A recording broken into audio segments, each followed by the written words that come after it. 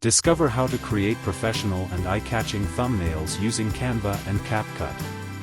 Compare both tools to see which works best for your style and needs. Choosing a platform. Canva and CapCut are both great tools for thumbnail creation. Canva is known for its user-friendly design platform with a variety of templates, while CapCut is a mobile-friendly app, popular for quick edits and adding effects to thumbnails. Creating thumbnails with Canva. Open Canva and select YouTube thumbnail from the templates. Browse through hundreds of pre-made designs or start from scratch. Use the drag and drop features to customize colors, fonts, and images. Canva also provides stock photos, icons, and fonts to help you create a professional look easily. Creating thumbnails with CapCut. Open CapCut and choose the photo editor option.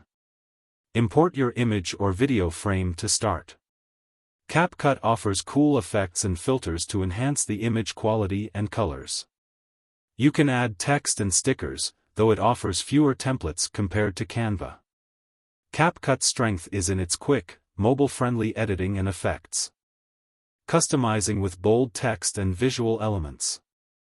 In both apps, adding bold, eye-catching text is key. In Canva, you have access to many fonts and can adjust the text size, color, and position easily. In CapCut, fonts are limited, but you can apply filters, add stickers, and even overlay small animations on your thumbnails. Test and choose what works best for you.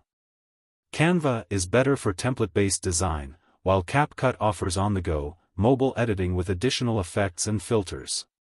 Test both tools and decide which gives you the most creative control and speed based on your preferences. Check my links below. Don't forget to like, comment, and subscribe for more tech tips and tutorials. Thanks for watching CyberTheo.